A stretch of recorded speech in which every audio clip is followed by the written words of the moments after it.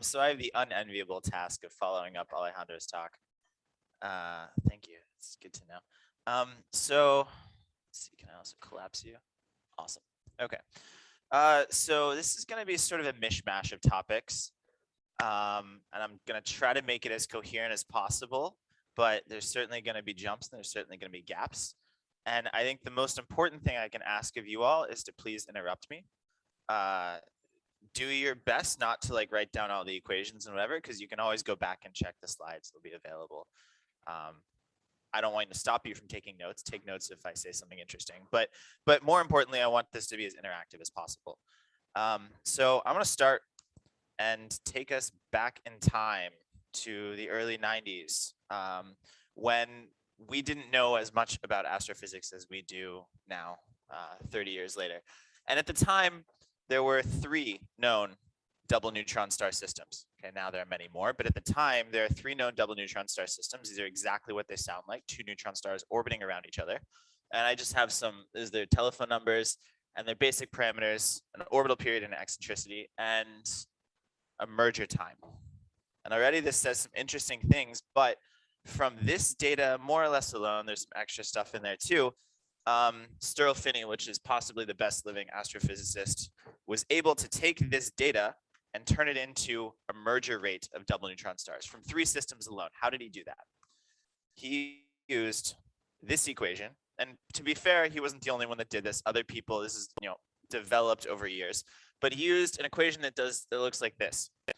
And this is called the 1/v max method, if you know astronomy, how you can calculate rates from individual systems. And the idea is very simple. The idea is that each one of these systems has a lifetime. Systems that don't live as long should be counted more than systems that live longer. Why is that? It's because, well, it's actually very simple. It's because for every system you see that is about to merge due to gravitational waves, there should be many more that have already formed and already merged. The weight is exactly 1 divided by the lifetime of the system. Okay, it's a very simple concept, but it takes a minute to wrap your head around it. We have these other 2 terms here. 1/v max. V max is the volume at which, like the maximum volume at which you could have seen this system. So if the system is very faint, it's very close to its Vmax. If it's very bright, then you maybe could have seen it at a farther distance than what you did. So you can essentially calculate what your observational bias is. And then this V galaxy is taking that rate and then extrapolating to the entire galaxy. Okay. So when you do this, and what the nice thing about all this is that they're additive terms. So it's just a summation over all your 3 systems. And when you do this, you actually get a rate. Now, there's a little bit of a trick here. A couple things. So first, this bottom system here, B21, 27 plus 11C, that lives in a globular cluster called M15. And that is a particularly weird system because it's in a globular cluster. We think it was formed dynamically. It was not formed in the field. And furthermore, this equation doesn't apply. Because if it's in a globular cluster, we looked for this kind of system in a globular cluster. So you can't really extrapolate. You're essentially focusing your observations on exactly where you think these systems are. So the extrapolation isn't reasonable. It turns out that, when we've done further analysis over the intervening 30 years, we actually think that very few double neutron stars are formed in globular clusters. Most are formed in the field, just floating around. So we care about these 2 systems at the top. Okay. And if you want to take this gives us, so I should be clear, this gives us a rate in the Milky Way. If you want to take that rate and expand it to the overall universe, how do you do that? Well, what he used and what other people have used is just a simple factor. That factor is, in this case, the B band luminosity. Why the B band? Because it's a good substitute for stars. And you just say the Milky Way is this bright, the universe is on average this bright, and you can extrapolate and come up with a density. And what's really valuable was using this method, not only did you get a best guess, but you actually got a pretty strict lower limit to what the double neutron star merger rate was, the merger rate density. Okay, this is 1991. Essentially, because of this paper and a couple others like it, LIGO was built. Okay, and why am I saying that? It's because this was a very clear description of what LIGO could maybe see. It gave a rate for the types of systems that LIGO is going to see.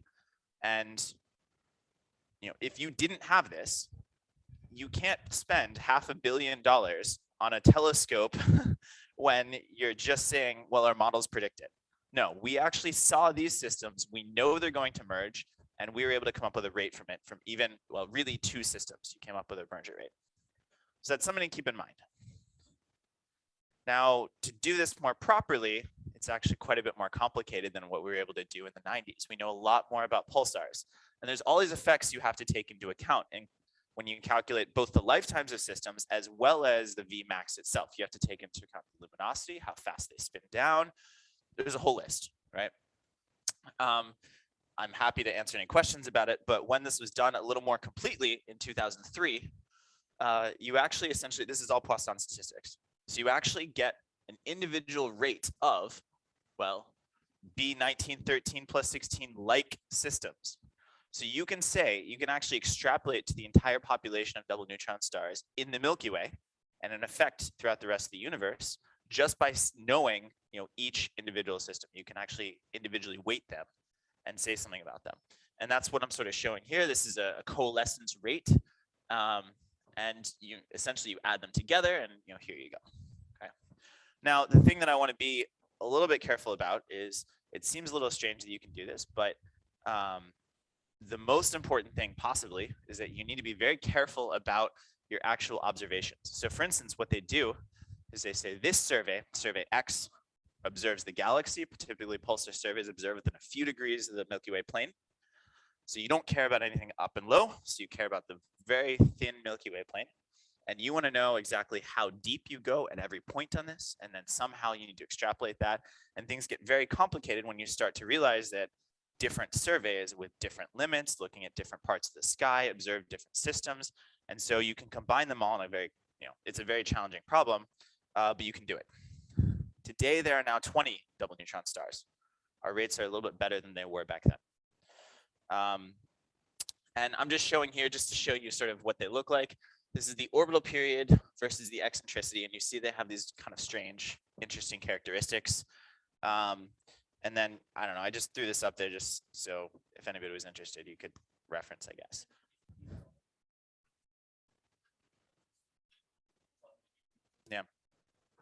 Yeah, essentially the way you find these is one of them happens to be a pulsar. And in only one of the cases do we have a system where both are pulsars, the double pulsar. But it's actually now because it's very tight orbit precesses, it's now actually back to a single pulsar double neutron star because it's precessed out of it. Anyway, pulsars, they have a line of sight. Typically pulsars, you can't see them everywhere. They don't beam everywhere. It's a lighthouse. You can't see it from all 4 pi steradian around it. You typically only see it from a certain fraction. It's called a beaming fraction. Anyway, details about the 3 subpopulations. I'd be happy to. This was a paper where I looked into this. It's a little bit of self-aggrandizing, but I looked into this and we decided there are 3 separate populations. We actually did some clustering analysis. And we decided that because there are 3 separate populations in this particular space, which is really useful for understanding supernova, we said that actually corresponds to 3 separate formation scenarios. Okay. There's actually a lot of information here. You see the merger times are in lines here. So these are systems that don't merge at all. They just, we know they exist, but they will never merge, at least not in a Hubble time. So they're not LIGO sources. We see, it's low eccentricity and a high eccentricity population. And one of that one's in a globular cluster. So we speculated that maybe those 3 were in globular clusters and got kicked out. Nobody likes that idea, but whatever. I saw a question, yeah.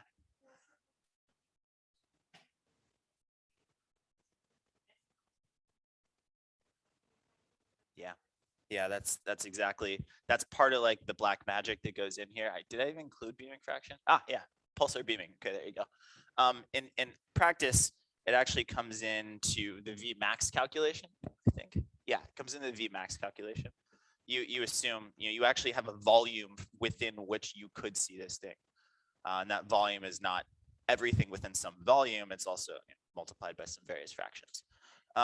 For So for millisecond pulsars, the beaming is actually not so critical. They didn't have really large like opening fans. It's something like half is I think the idea. But then some are faint. So there's a lot of effects that go in here. And I am actually not a pulsar expert, but you read to pick up a few things here and there. Anyway, so this is the reference that people typically use for this kind of analysis. Kim Kelliger and Lorimer 03, but it's been expanded, improved, etc. And so today, this is sort of the group that's been doing this pretty effectively over the past few years. And you can see, again, there's not 20 here because not all of them are going to merge, right? You only care about the ones that do merge, and sort of see two-ish populations, whatever. But we have a LIGO detection rate and a Milky Way merger rate that you can actually derive simply from a handful of systems. And these error bars are, well, they look large, but they're really not. You're really confining within a factor of less than 2. Yeah. I should have been very clear about that. I'm sorry. So the y-axis is the rate. It's a probability of the rate. So for an individual system, you say, the rate is 5 per mega year, 4 per mega year, plus or minus something. And that's what that y-axis is. It's weird because it's in log scale too, which is always a little bit hard to interpret with probabilities. So it's actually more peaked than it looks, but okay, cool. Any other questions? Sweet, I'll keep going. So this is actually a paper from, I think, over the weekend. This just came out. But it highlights something that's pretty interesting, that these 3 numbers in the middle, these errors, that's from this type of analysis. Okay. So you might ask, how does that compare to LIGO? Well, it's starting to get a little uncomfortable. It's not so bad. I'd say it's 1 sigma, sort of 2 sigma consistent. Okay. At the same time, you have population synthesis, which is predicting a lower rate than we see. So I'm not yet ready to say that this is incongruous, but it's something to keep an eye out for. And certainly these error bars are going to get smaller because, well, LIGO's observing more. Radio telescopes are coming online. Those error bars are going to get smaller. And population synthesis models are improving. So something to keep in mind. They're not yet problematic, but there are some discrepancies that are worth looking into. Yeah, in the back.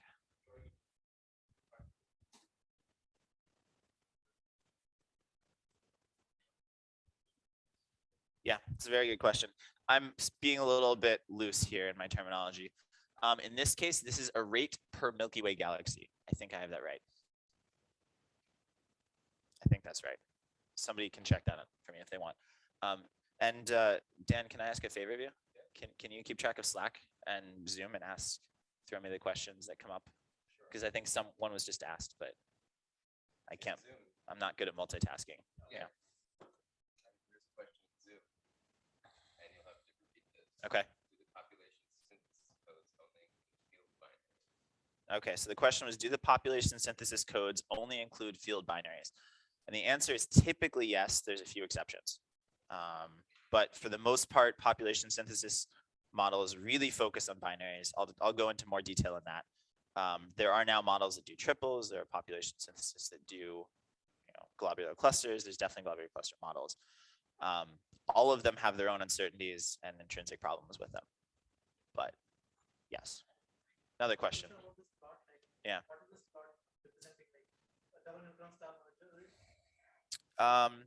Yes, this is a double neutron star merger rate.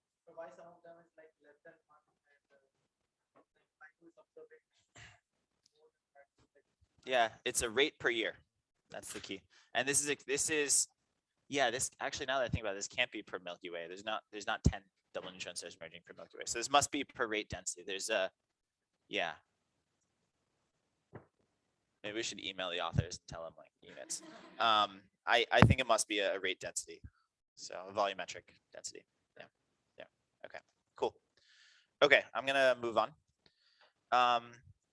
One of the things you can also do from this type of analysis is extrapolate to mergers. And so you can say, you can take weights from each of these systems, which you can sort of more or less see here. Their contribution to the overall merger rate is their contribution to the overall merger rate. And so you can actually come up with a calculation for what are the typical mass ratios of merging double neutron stars. Also some self-advertisement here, but you can go on to various different angles for this. The question is, what about black holes? So I talked about neutron stars. What about black holes? Well, the short answer is we don't know any double black holes in the Milky Way, so we can't do this type of analysis. Why? Because black holes are dark. It's very hard to do. So the next question is, well, what about things that are going to evolve into black holes, double black holes? And there we've sort of run into the same problem. It's a little more complicated. We actually don't think, well, I should say, I don't think, much of the field doesn't think that any of the X-ray binaries in the Milky Way will end up as merging double black holes. We know of 3 black hole X-ray binaries, which I'm listing there, but all of them, it seems like from our best models, will end up as systems too wide to ever merge in a Hubble time. It's a little bit of an issue. So for me, I love neutron stars because we have a little bit better of an observational basis for them.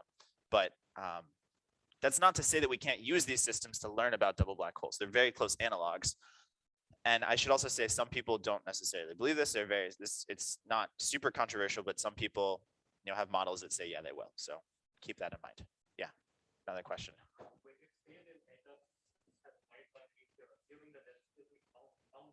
They'll still be bound. If you count, yeah, you.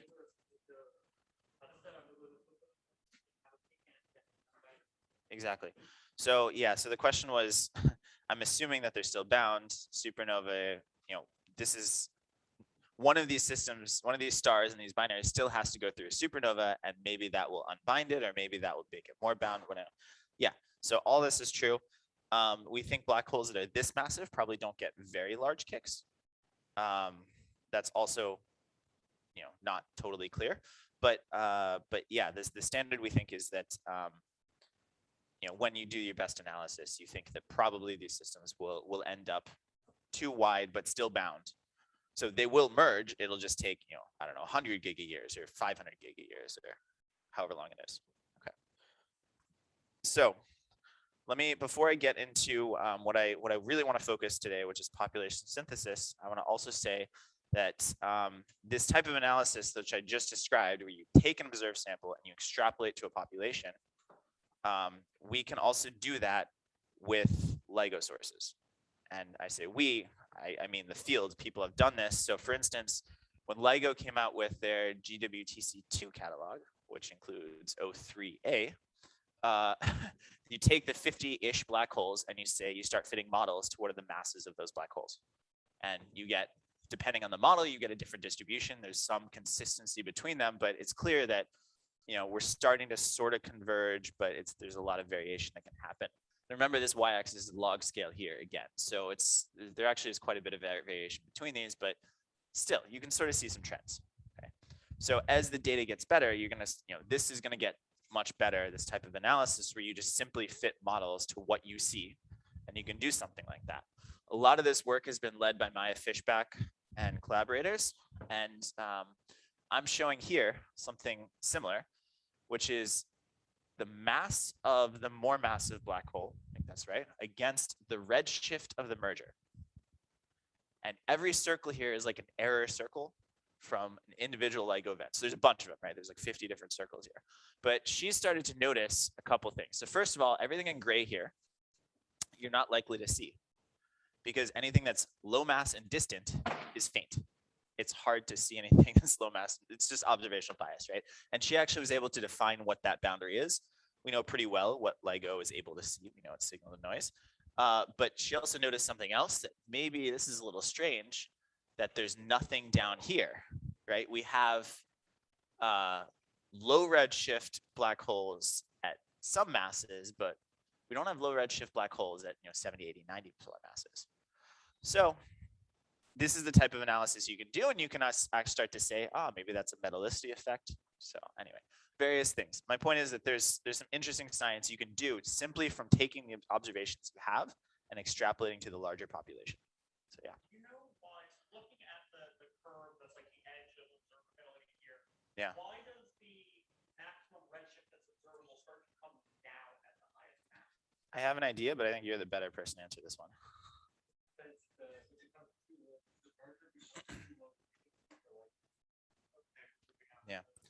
So the question, the answer for those on Zoom was that why does this start to come down? Maybe I should use it. I don't know. Maybe it's easier if I use. Yeah, I'm using a pointer, but people on Zoom can't see. So yeah. So the question is why does this sensitivity curve start to come down at large masses? And the answer is that the merger occurs at too low frequency for LIGO to see. It starts to go out of the band. Okay. Cool. Okay, so I'm going to move on now to population synthesis. And there's a few goals that population synthesis can try to answer. Okay, now I've defined 3 broad categories, umbrella categories that you can try to, things you can try to do with that. One, for instance, is individual system analysis. That's saying I want to run a whole bunch of systems, and I want to take those systems that look like the one I actually see and then learn about it. That's in the top right, and this is an example system of a particular X-ray binary, M82X2. Question in the back. I will in a, yeah, you know what? I was going to do it like the next slide, but I can do it right now because it's a really good point. Population synthesis is sort of what it sounds like. You're going to synthesize a population. Okay. How are you going to do that? So the idea is essentially you want to create a whole bunch of example systems in such a way that the population match, in principle, should match with what you see. So rather than trying to say, I'm going to model a system one model at a time, I'm going to put a bunch together, and I'm going to try to do some sort of analysis to compare it to a population that I already have. Okay, and I'll explain a little bit more about what that means in a second. That's the broad generalization of what it means. Typically for binaries like this, it involves millions to billions of randomly drawn stellar binaries to get the handful that actually are interesting. And I'll explain why that's something. So individual system analysis, right? Of those millions or billions that you've run, you select a handful with similar orbital periods or similar masses or whatever your observable is you're trying to match. And you say, I'm going to learn from this subset. You can also say, I want to make predictions. And this was actually a cool one that I was involved in, where I had a collaborator who wanted to look at the Large Magellanic Cloud, and he wanted to find new X-ray binaries.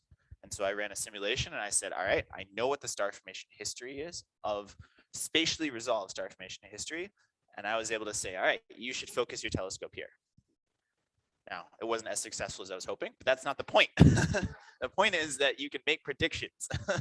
And so it could be this, but it doesn't have to be pointing your telescope. It could also be, I'm going to make guesses about what some other parameter for this system is, what the secondary mass is. Now I have 2 models, and I can say this model predicts this model predicts this. That's really helpful for proposals. Okay, and then the last one I started to get into is model selection. I have 2 separate models, or hundreds of separate models, whatever it may be, and I want to find out which fits my data best. This is, for example, an X-ray luminosity function of a galaxy. But depending on your models, you can come up with different observations, and you can actually start to apply quantitative statistics to say compare your models. Okay. So getting back to it, how does population synthesis actually work? Well, it's very simple. As this diagram I hope shows, it's very simple. You start out with a set of initial distributions. Now, this is what we think binaries look like when they're born. So for instance, we know binaries are just drawn from an IMF, right? We think we have a pretty decent idea of what that IMF is. We think they have a certain orbital period distribution, an eccentricity distribution, a companion mass distribution, and that's more or less it. Sometimes you want to deal with redshifts, so you need to know, the history of star formation in the universe or the galaxy, whatever the system is you're evolving. But more or less, you essentially come up with a whole set of initial conditions, which I'm putting as X sub I, and then you shove it into your black box. Each one of those initial binaries gets evolved by your black box, and then you get some result, X sub F. And then maybe you want to apply some observational errors, maybe not, depending on what you're doing. And that's more or less all you do. That's population synthesis in a nutshell. The difficulty, of course, is the physics. And that's what goes inside the black box. You put all your physics in there, and your model is only as good as your black box is good. So might not be very good at all. Depends. Yeah, go ahead.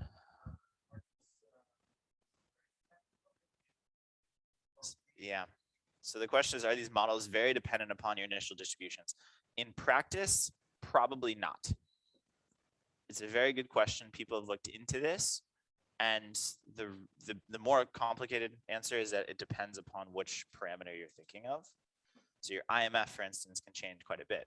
You know, especially at the high mass end, if you change the slope a little bit, then your overall normalization changes. So if you have, like, for instance, if you're interested in a rate per stellar mass, that'll get really strongly affected. But it may not matter so much what the types of systems that are produced look like if you change your IMF, right? The slope may not matter, it just may not affect the overall normalization. I hope that's sort of clear. Okay, cool.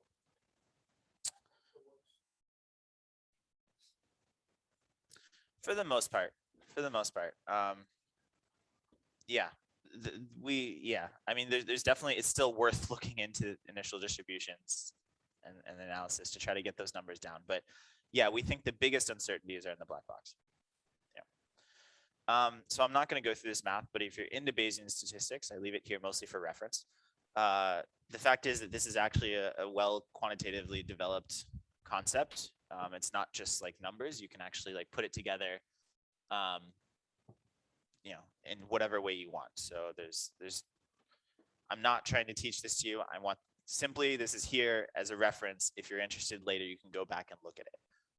There's some Bayesian statistics that backs it all up. And I gave you 3 separate examples: model selection, observational predictions, individual system analysis. And couched in the language of Bayesian statistics, this is more or less what it looks like. And you notice there's a commonality here. Everything here is our initial conditions. We're drawing random x sub i's from our model. Okay, that's our initial conditions. And then we have our black box, which is saying, what does the model result in, x sub f, given an x sub I in a model? Okay, all this is essentially the same. It's just, how do you sum it all up? Do you multiply it? Do you like take random draws from it? But effectively, population synthesis, no matter which of the 3 techniques you're interested in, they all amount to sort of the same math. Okay. So how does it help? I'll get into it a little bit later, the details of it, but just to show examples, we already saw this one from Alejandro, and maybe others, I forget. But essentially, when we got the first GW 1509-14, whatever, Belczynski et al. And collaborators came up with a population synthesis model, and they essentially did, let's match this one system. They ran a whole bunch of binaries, and they selected the subset that looked like this system, and they came up with an example evolution for it. Okay, we did this ourselves. It came out earlier this year, but it was, you know, similar type of analysis, and we actually were, I'd argue, a little more careful about how we dealt with our likelihood functions. We actually matched the error bars exactly. But the point is, you know, I hope this shows a little bit about the power of this method. You can actually go back and you can place constraints on, if you've never seen this before, it's called a corner plot. It shows you posterior distributions. Okay, so anyway, the point is that if you look at our M1 versus M2 plane, you actually get error bars, you get error regions for what the system was born as. And in principle, you can do this at every stage of the evolution. You can figure out how many systems went through this stage, different, you know, phases, whatever. Okay, so you can be very quantitative about, you know, what your system, how your system formed that you care about.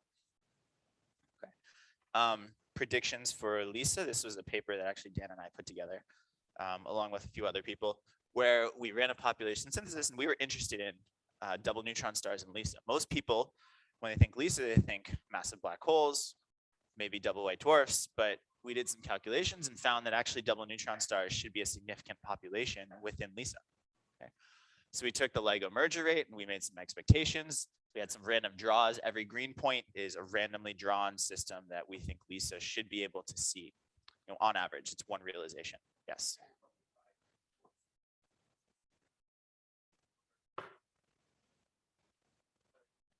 Yeah. What do you mean? Yeah.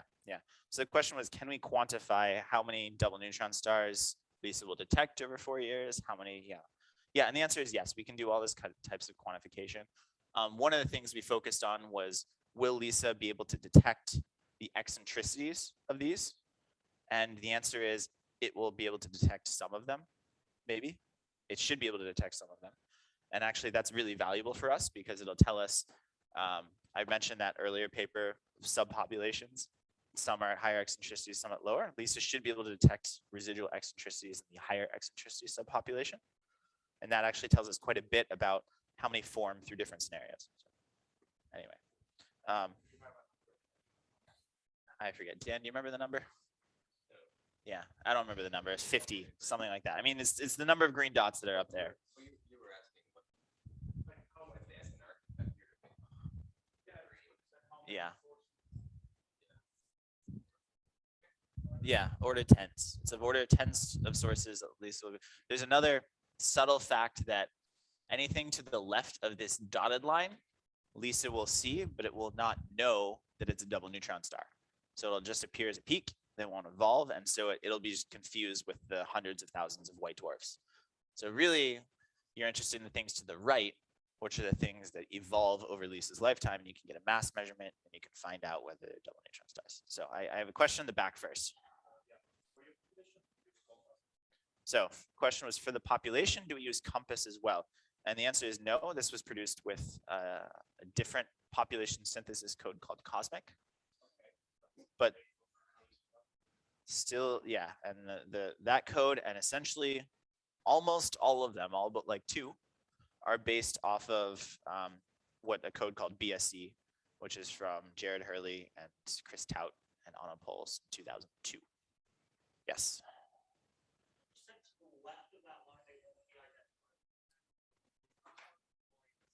Yeah, so the question was, to the left of this dotted line, these systems will not be identifiable as double neutron stars. And the question is why?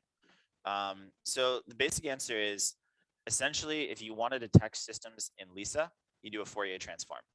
And it's extremely difficult because there's so much data that it's putting out, but you do a Fourier transform. And what you'll see is a peak. You'll see a little sharp peak corresponding to some system giving some signal.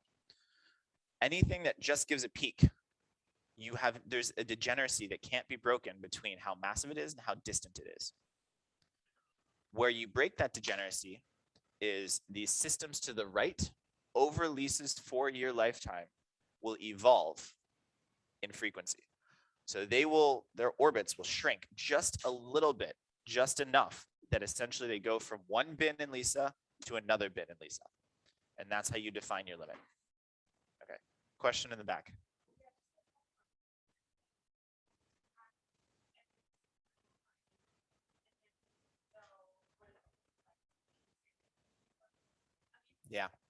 Yeah, so the question was, to do this right, don't you have to tag every single signal you see and then follow it and keep track of it and check again 4 years later? The answer is yes. In practice, now I'm not a LISA data analysis expert, but in practice, I'm told that essentially what you do is you do these global integrations over the entire LISA data set. So you could track it as you describe, or you could just perform the Fourier transform over 4 years of data, which is immensely. Thank you. Okay, some other people know more. Okay, so over 1 year of data. So I guess you would do it 1 year at a time, and then you'd see a slow progressive shift. Okay. Yeah.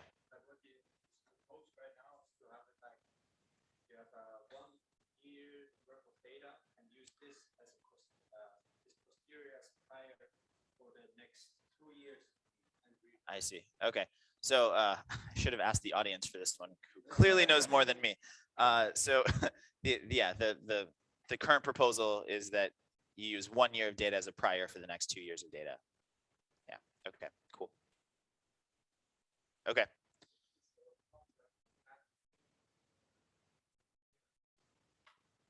Yeah, you can do that, but like you recon it, you run it already after, let's say, a month or 3 months of data, right? And then you can subtract the really loud sources. But maybe these evolve and you get precise measurements of these like loud sources after 2 years worth of measurement, right? But then you can like have this posterior which you already have from the previous run and put this as a prior, so you can shorten your calculation for a nucleus theory. Current proposal, but yeah, Lisa is not up yet. Evolution until then. Okay, so there's just some discussion locally about exactly what that means, taking a prior. If there's any questions from people who are not present locally, feel free to type it in the chat, Slack, and we'll do our best to answer them. Okay, so I'm gonna shift on to the last of the three ideas, and this is just an example, but if you were to take a population synthesis model, as these people did, and compare that to data, you get something that looks like this. And I'm comparing the chirp mass to the chi effective. These are the lowest order terms that you can measure from a LIGO signal. And you see we have some map which shows what the population synthesis prediction is, and then you compare it to the data. And already you can see it's quite challenging actually, simply for no other reason than the fact that your error bars are large. There's other problems here too. Some of these may have formed through globular clusters. Some of these may have formed dynamically in other environments, nuclear star clusters.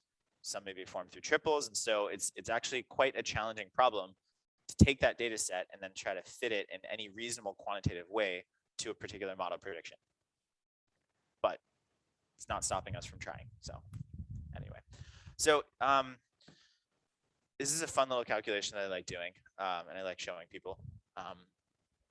So if you take the latest rates for LIGO merger rates of double black holes, okay, you get this number, 24 per gigaparsec cubed per year. Whether that's a lot or a little, I don't know, it doesn't matter. That's the rate that LIGO has seen, some error bars, whatever. Now, you can do the simple thing and say, how does that compare to the star formation rate density, star formation rate density, okay? 1.5, 15 million solar masses per gigaparsec cube per year, okay?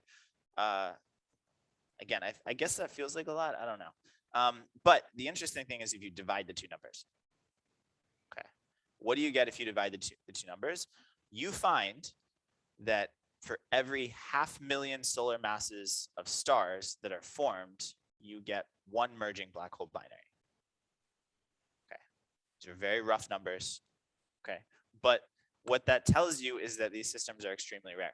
It tells you that if you want to evolve and create a population, a statistically significant population of merging black holes, you need to simulate more than 1 million solar masses of stars to reach one black hole. This justifies the whole point of simulating billions of binaries.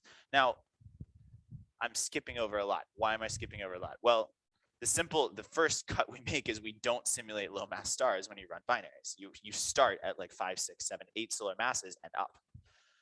So that's the first thing to keep track of, right? This is a broad estimate, but I hope it demonstrates the scale of the problem. To give another example is if you look at an entire galaxy. Okay, I actually forget. It's the Whirlpool galaxy, right? Something? No, not the Whirlpool. It's Tadpole galaxy. Thank you. So if you look at the Tadpole galaxy, this is what it looks like in light. Look at all those billions of stars. And then if you look in X-rays, you get what? 100, not even 150 sources. So if you want to use population synthesis to study high mass X-ray binaries, for instance, which is something I'm sort of interested in, then again, the scale is a similar problem. You're essentially trying to pick the very, very, very tip of the iceberg out of the entire population. It's a really challenging problem. So we use population synthesis. Okay, so I just want to emphasize the scale, the difficulty of what this means, at least computationally. So now I'm going to go into a different direction, and let's go back to this, and let's look inside this black box, this very frustrating black box. So let's start. So I think maybe in beginning, I don't know where everybody stands in their understanding of stellar astrophysics. So I'm going to add this. Essentially, there are 3 timescales that we care about in stars. 3 main. There's many, but let's focus on just these 3. So one is the dynamical time. Now, what is the dynamical time? You can calculate it pretty easily from it's essentially the free fall time divided by the radius. So how do you calculate? Well, you just take if you were to drop a particle at the top of, let's take away, let's say it was a point mass, drop a particle, how fast does it take to go across? That's the free fall time. It's very similar. It's like within a factor of 2 of the sound crossing time. That all happens. There are certain effects that happen on a dynamical time scale. This is the equation for it. Okay. There's also a thermal time. Okay, this is not a sound crossing. This is how fast it takes energy to move inside a star. And you estimate it by taking the internal energy of the star divided by luminosity. If you want to put those into actual terms, GM squared over RL. This is stuff that you can sort of find in textbooks, but I'm putting it out here just because it's like easy to sort of understand maybe in this way. Then finally, there's a nuclear time scale. Okay, and then you simply take these factors, the fraction of hydrogen that burns, hydrogen mass fraction, energy released divided by luminosity, and you get a nuclear timescale. Okay. And if you calculate those for the sun, you find that these are vastly different in scale. So we have 20 minutes is the dynamical timescale, 30 megayears is the thermal timescale, and 7 gigayears is the nuclear timescale. Okay, so there's this vast hierarchy of timescales. This is going to become very important. But to give this as an example is very clear. So we have a 10 solar mass star. Okay, no longer a 1 solar mass star. This is a 10 solar massive star. And I want to evolve it by itself, 10 solar mass star. Okay, so I'm going, evolving. And this right here is a nuclear time for hydrogen. 24 mega years, something like that. The number is not important. The point is that you have a nuclear time scale that happens very, very long. And then the star expands. This happens on a thermal time to give you a sense of scale of how things change. And then you have another nuclear time. This is the helium nuclear time, and then another thermal time. Okay, so that's the kind of difference that you have in terms of stellar evolution. Okay, now why does that matter? I was going to show you gravitational potential. I should have taken this out because Alejandro totally covered this already. There was a video. It's not important. So the timescales are going to come back. So remember that. I mean, maybe you already know this, but remember that. Keep that in mind. Okay. So how do we actually simulate using the Hurley et al. Method to evolve binaries? All right. So what I'm showing here is an HR diagram. Sort of. So I have temperature on the x-axis. To the left is hotter temperatures, bluer stars. On the y-axis is luminosity. These are in log scales. Okay, and every track shows the evolution of a star of some mass. Okay, this should look a little bit familiar to you, maybe. Okay, so 1 solar mass star just does this little bloop up to a giant, done. 10 solar mass star has got a little blue loop and up to a giant, done. 40 solar mass star. Just boom, done. Okay, so you get the idea about how stars evolve. Now, the key that happened, and this happened in, well, it was sort of decades in the making, but there's a paper by Jared Hurley in 2000. It really was a tour de force because what he did along with collaborators, and this is part of essentially his PhD, is he was able to create fitting formula that described every aspect of this as a function of mass. So if you wanted to know how long the main sequence lifetime was for a star of 4 solar masses, you could plug it into a form. In fact, you could do it for 3.9999 solar masses, and it was interpolated correctly. And so for everything, but not just the stellar lifetimes, you get the mass of the helium core, the mass of the carbon core, how it evolved over time. And moreover, he did that as a function of metallicity. So now I could say, I want to know how a star of this metallicity and this mass evolves, and I could get that answer. That was the real key that opened up this whole idea behind binary population synthesis, is that now I had this set of formula that evolved things. Okay, that works for single stars pretty well. It actually does a pretty good job. There's certain assumptions that are built into these models. If you dived into the annoyingness of single stellar evolution, then you know that there are things like your convective overshoot parameter, which maybe he didn't use the best version of that. But the fact is, this is what we've got. Okay, but how do we deal with mass transfer? Mass transfer is now a binary issue. Okay, so let's say I have my 16 solar mass star, and I know from well understood equations that 16 solar mass star is going to overfill its Roche loop. And it's going to lose some delta mass in a time step. Okay, how do I simulate that? Well, I just moved down the track to 16 minus delta solar masses. Okay, And so my star is now well described by this 16 minus by this stellar track. Okay, that works sometimes. When does that work? Well, that works if your star really has mass transfer that's slow enough that the new star looks like a 15.998 solar mass star. Okay. Sometimes that's not the case. For instance, this is the evolution of a binary. What is this? I don't know, 14 solar masses plus 34 solar masses. Okay. This is the evolution of binary using, I use cosmic in this case, but BSC, whatever. It'll be roughly this, like this, depending on what your assumptions are. Okay. Two stars. I'll describe just a little bit what's going on. This is mass as a function of time. Okay. I'm not showing orbital period, but it should be obvious when shit hits the fan. So star one has is going along, and it's losing mass. Why is it losing mass? Well, because there's stellar winds. It's losing mass from a wind. Okay, so it's losing mass, losing mass, losing mass, and at some point it starts to overfill its real shield. What happens is it loses its entire hydrogen envelope very, very quickly. The companion accretes some fraction of that hydrogen envelope, and then star continues as it was before. So our secondary, which was 14 solar masses, is now, I don't know, 15 solar masses. And then our other star, which is now what we call a naked helium star, it's lost its hydrogen envelope, now has very strong winds, and it's losing mass. Maybe there's a little bit of accretion here. And then at some point it goes through supernova, becomes a black hole, neutron star, becomes a neutron star. And I just stopped it at 7 meg years, okay? Now, this is a very fast mass transfer phase. In fact, it's a mass transfer phase that occurs when the star is expanding on a thermal time. That is too long for a star to adjust to become, this star is no longer, this star right here is no longer the same as a somewhat less massive star would be if mass were transferred that quickly. To put it specifically, if you run the same simulation with MESA, which calculates self-consistently the structures of the stars, you get something that looks like this. So it is somewhat different. How different? Well, that's a matter of looking at it. But you can see, there are some assumptions about how much mass is accreted. You can play around with some of these numbers, but the fact is that it's clearly not the same binary. This is something we understand. We know that this exists. We know that there are problems with the way we evolve stars. But the fact is, it's the best we could do.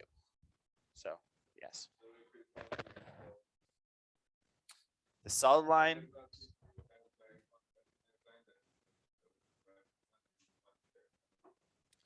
Yeah, so the question is the difference between the two stars, right? Between the two lines, two stars. No. The original rapid is the solid lines. Yeah. So I just tried to make this, maybe I should have made this a little clearer. I don't know. But essentially, yeah, the solid lines are the original one, the original two stars, and the dashed lines are when you run it with MESA. Yeah, there's a question up front too.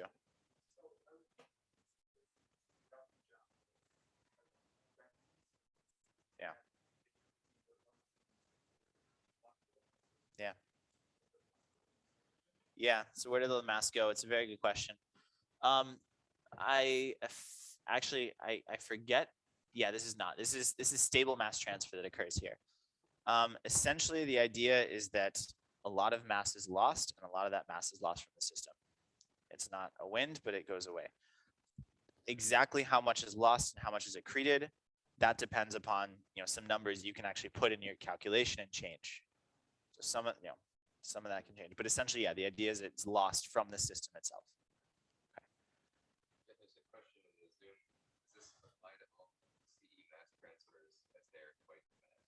Okay, so the question is, does this apply to all CE mass transfers as they're quite fast? Actually, I would argue that common envelope, well, it has its own problems. This is not a common envelope. I know that because it accreted a lot of solar masses. It could have been, but essentially a common envelope is very similar. You have very almost instantaneous mass loss. The orbit shrinks quite a bit, and the accretor typically you assume doesn't actually accrete that much. The problem with that is different, it's distinct, and it is also still problematic. The problem is we don't really have great solutions. Even for our best models, we don't have any solutions for that, for common envelope is still one of those truly unsolved problems in astrophysics. This, we at least know what we're doing wrong. We know why we're doing it wrong. And we just don't have a better solution for it right now. Okay, yeah.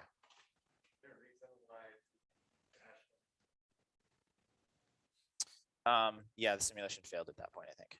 That maybe the systems merged. I forget exactly why. Yeah, yeah. So actually, I think probably what happened was it failed because this star probably, the star 1 probably went through supernova, and MESA can't do that. Not in the way I'm running it. It can't do it. Okay. Yeah. So given that more or less 15, 16 solar masses now, is there any model which suggests that there could be some part which converts to Like, you mean like gravitational waves? Yeah, this happens on a much longer time scale. So this mass transfer occurs on a thermal time scale, which for one solar mass star is like 10 million years, 30 million years, something like that. No, it doesn't happen fast enough. Okay. So one more question, Zoom Dan? Please repeat the reason behind MESA and cosmic discrepancy. Yeah. Yeah, this discrepancy between MESA and cosmic is that cosmic doesn't self-consistently evolve the structure with the binary. MESA evolves the structure of the two stars with the binary. Cosmic is really limited to these single star models, which were evolved. They were evolved correctly, but they were evolved as single stars alone. That's essentially the answer. Okay.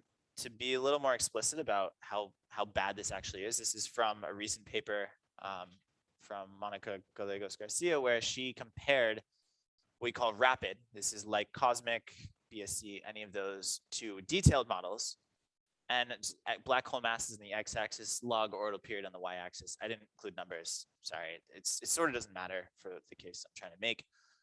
Is that effectively she's looking at the systems that are going to end up as double black holes. Okay, so in the rapid models, what we're finding are these orange systems are the ones that will end up as LIGO sources.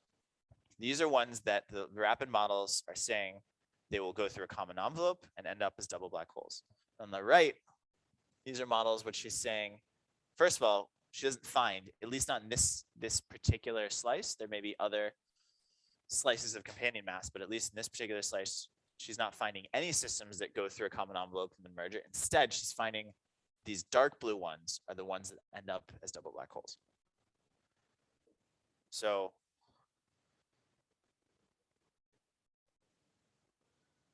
those are systems that erred. that's my best guess, is that there are systems that just MESA couldn't evolve for whatever reason. Yeah. The white spaces on the right. Yeah, so actually that leads me to my next point very nicely. The question was, what are the white spaces? And the answer is, those are models that were not run. So if you look at it, rapid models take 10 milliseconds to evolve a binary. If you want to run something with MESA, it takes a day-ish. It depends. Maybe you can get away with an hour or two, but essentially it's just so computationally expensive to do this. We would say is the more accurate way. We simply can't, we don't have the computation time to do it, is really what it comes down to. Alejandro.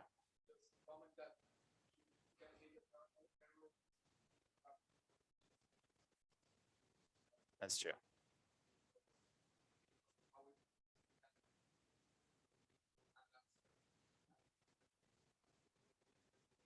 Yeah.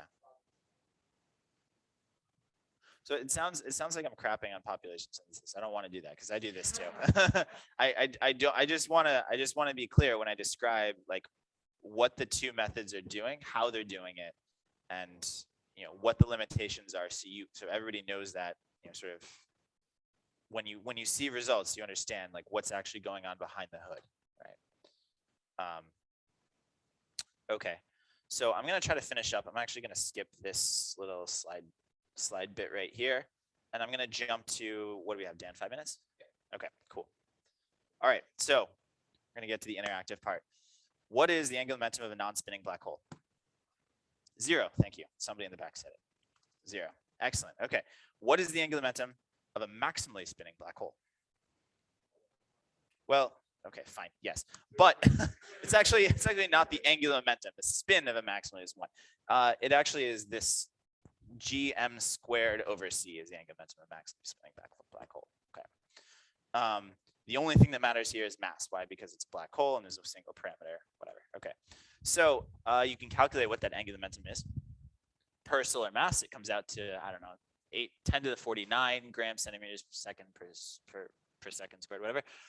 And then if you say, all right, I want to know a maximally spinning black hole, what was the angular momentum of the star that could have produced that?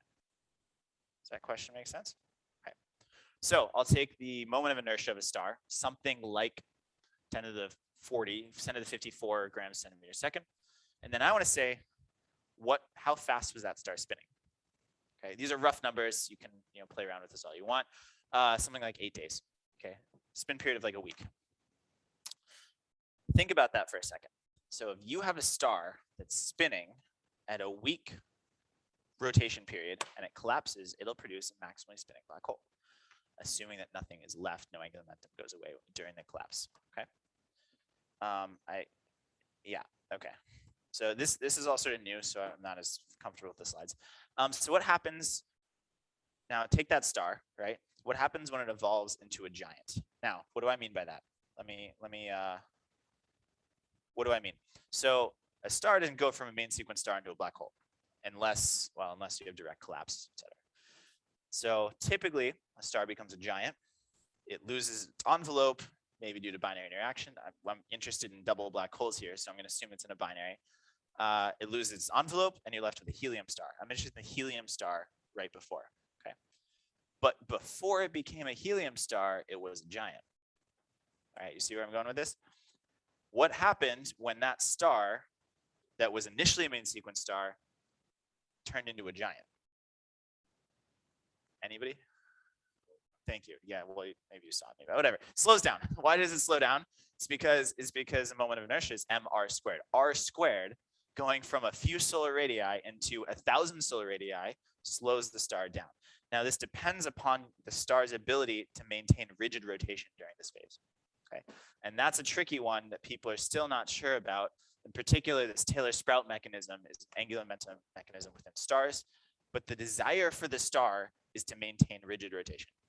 It's not always the case. Our sun does not maintain rigid rotation, right? So this is a little bit complex, but the fact is that stars generally want to try to keep rigid rotation. So if a star expands into a giant, it slows down. So an initial star, which, I don't know, star hanging out, might be rotating fast, a few days orbital period or rotation period, will slow down a lot when it becomes a giant, assuming the core maintains coupling with the envelope. All of a sudden, if that envelope goes away, you have a core that is not spinning very well. It's spinning very slowly, okay? That's going to produce a black hole that is not spinning quickly. All right, everybody follow that logic? Okay, cool. So question is, how do you produce a spinning black hole? Well, one method is accretion, okay? So on the x-axis, I'm showing the mass divided by the initial mass of the black hole. So as you start to accrete mass, you add 20% of the mass, 40%, 60%. This is our non-dimensional spin parameter A, which scales between 0 and 1. That's this thing up here, which is angular momentum divided by the maximally spinning angular momentum, okay? And it turns out this actually has this nice closed form formula. And the result is that you need masses to, well, say double, maybe 50%. Essentially, you need a lot of accretion to actually spin up a black hole, an initially non-spinning black hole. All right, there's a question in the back.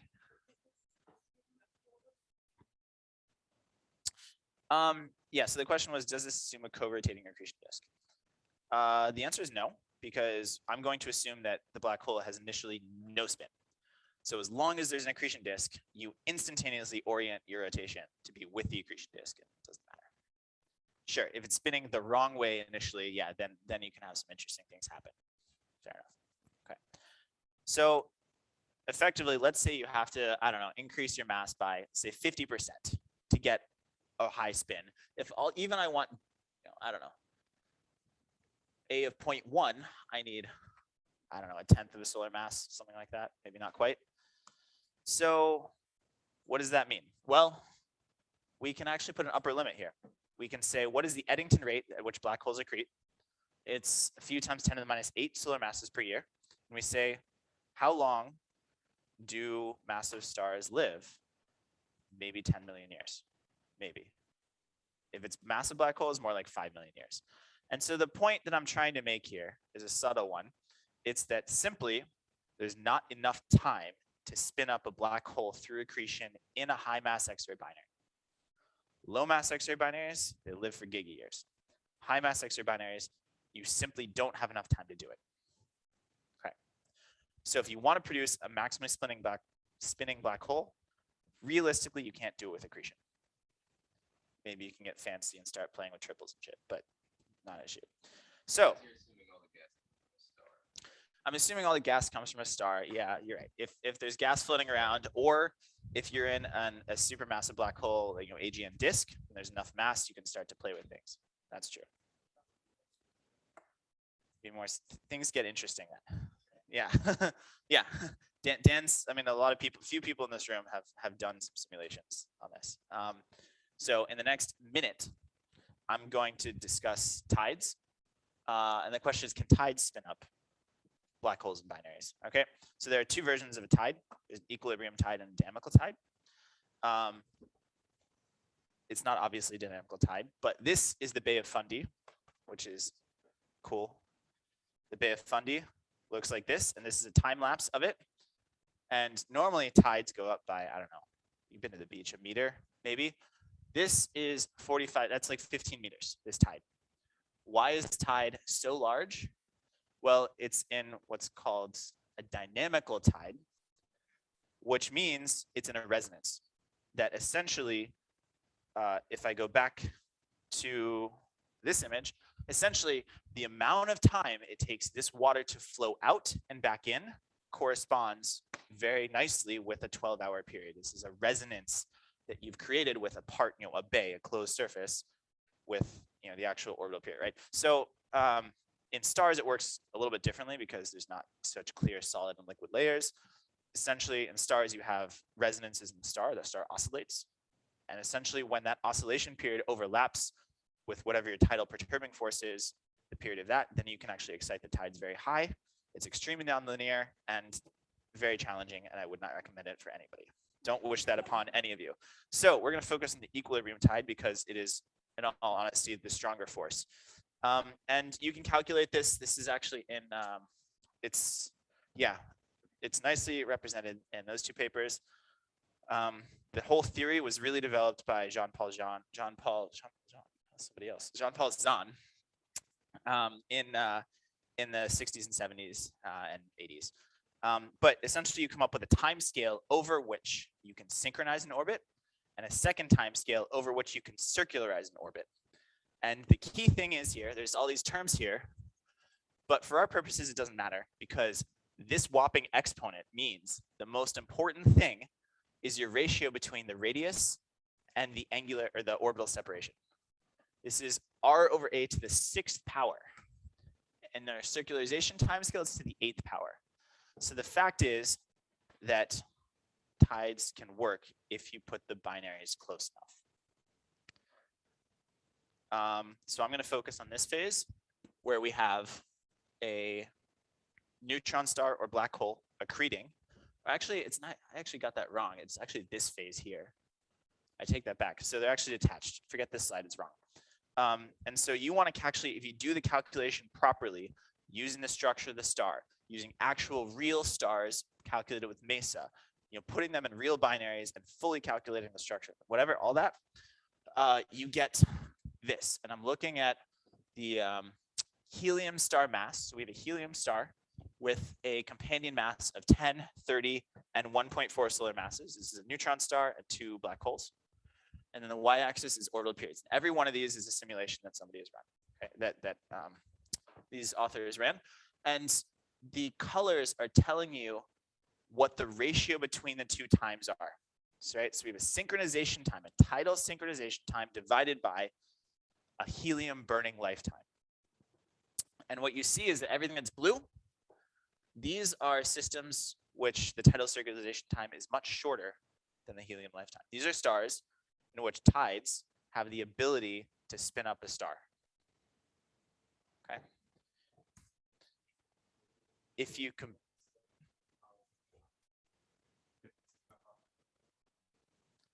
very good question. I think this will answer that. So the different panels are actually different here. It's actually really annoying how they did that, but these are different metallicities. So 0.01 metallicity solar, 0.1 solar, and solar metallicity. But the color is the interesting thing. Color is what you want to focus on. So a color of, well, what is that? Red, dark maroon, whatever that color is, that's a maximally spinning, that will evolve into a maximally spinning black hole. That's the idea. So these systems down here will be maximally spinning. These will be essentially non-spinning. There's a little bit of region in between, okay? Now, when you run this into convolve it with binary population synthesis, a little bit crude, remember you don't actually have the spin of the black hole. You have this parameter called a chi effective, which you can see right here. This is A1 and A2. I just didn't actually have time to like write it down correctly. A1 and A2 produce a chi effective. If you look at this, it's a mass weighted spin parameter. So if one of your black holes is very low mass, it doesn't matter. It won't affect things. It's the most massive one is the most important one. And you get a chi effective. And so what that tells you is that you can actually simulate your population synthesis. I showed you this before. You can actually predict what your chi effective is using this proper sort of tidal theory and compare it to your chirp mass distribution. Okay. And I'm going to end there. I think that's actually, I don't know. Yeah, takeaways, whatever. I'll take questions.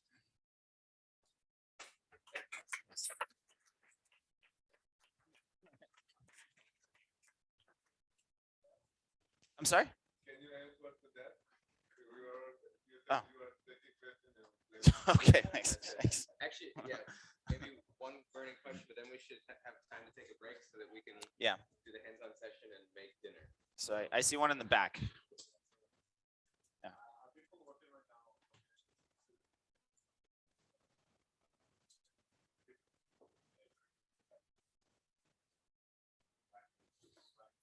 Yeah. Yeah. Yeah, so the question is, are people working on not just population synthesis of binaries, but population synthesis of all the different ways you could form double black holes? Yeah, and the answer is yes to an extent. The problem is some of the models are still a little bit crude for other methods. This is by far the most developed one, but still people have tried. There's a few papers out showing it. Mike Zevin has put a paper out, I think. Yeah, Katie Brevik was on one as well. Katie Brevik and Kai. Anyway, there's a few papers that are out trying to do that. It's definitely an active area, and it's one of the directions our field is going for sure. Okay. So I think let's chat over 10 minutes of coffee and get ready for the hands-on session. Nice. So much to talk about. thanks. Can I ask you something?